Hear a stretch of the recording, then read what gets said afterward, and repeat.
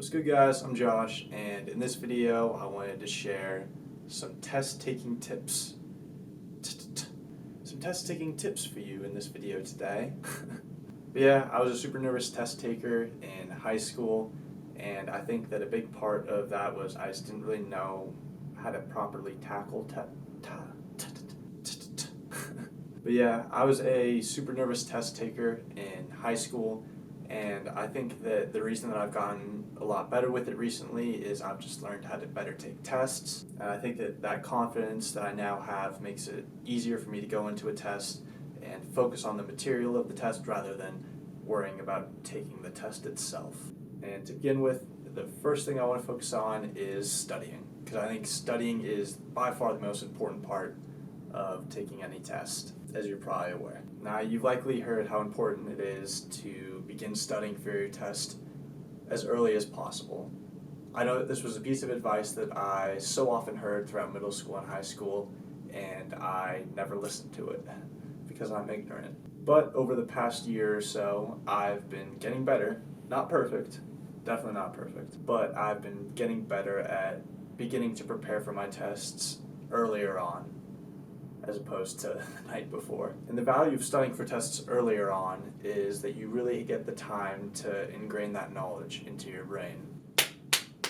You know, with more time and more repetition, it's just like anything. If you play a sport, and if you're trying to get good at any skill, you reiterate it, you keep on doing it, and that makes you stronger at it in the end. And the same holds true for tests. So definitely study early if possible. Another quick tip for studying is that getting quizzed, this could be self-quizzing or using something like Quizlet or having a parent or a peer quiz you.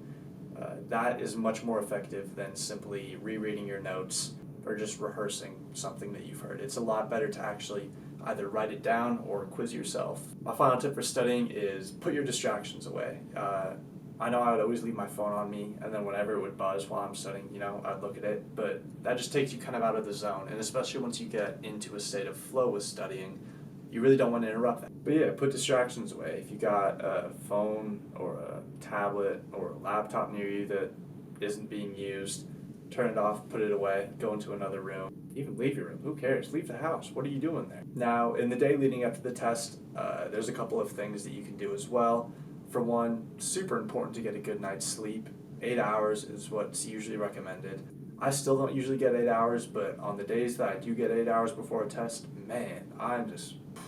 Definitely try to get 8 hours of sleep if you can. I recognize that this isn't always possible, especially if you have a busy schedule and you have sports and after-school activities and then you gotta study.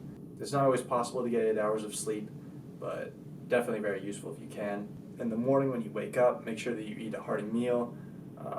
It's good to get a meal with a lot of carbs and protein that your body can use as energy during the test, especially if you're taking a longer test like the SAT or the ACT. Those can go on for a long time, so you really want something that's going to give your body the fuel that it needs for the next few hours. And then at this point, if you're feeling nervous, which I always did, it can be really useful to try meditating, or if you don't really know how to meditate or you just can't really do it, then breathing exercises. Those can be super useful as well. Just taking 5 seconds of breathing in and then holding it for 3 seconds and then taking another 5 seconds and breathing out.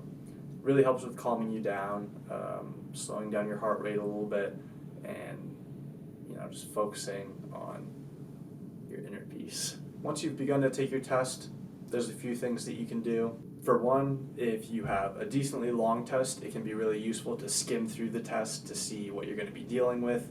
It's useful to know how many multiple choice questions you may have, if there's written questions, how many written questions there are, and this may help you realize where you're going to need to spend most of your time in the test, whether this be a certain question or a section. A piece of advice that I learned from my SAT tutor was if there's written questions, and I think this mainly pertains to standardized testing, but you can probably use it in your test as well. But yeah, if there's multiple choice questions and a written section, tackle the written section first and then go on to the multiple choice. Now, the reason you're going to want to begin by taking the written portion of your exam first is because that usually takes the longest, often takes the most mental energy, and in the end, if you run out of time, it's a lot easier to just scribble in multiple choice answers than it is to scribble in paragraphs or sentences for any written questions. So yeah, always tackle the written sections first and then move on to the multiple choice. Again, not applicable for every test, but very useful for tests like the SAT and ACT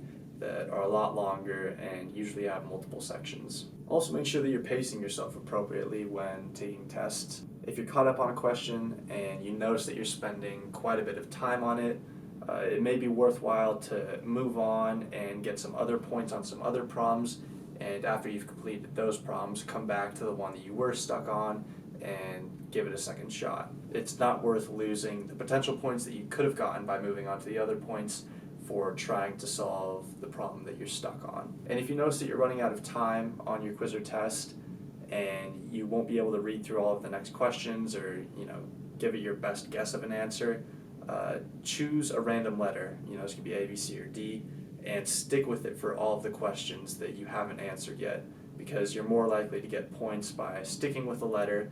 It's like a 25% chance, as opposed to dotting in D here and B here and C here. It's much more likely that at least one of those answers are going to be the C that you chose, as opposed to if you just randomly dotted in a bunch of different letters, there may be none of them that you got right. And my final very quick piece of advice is to chill.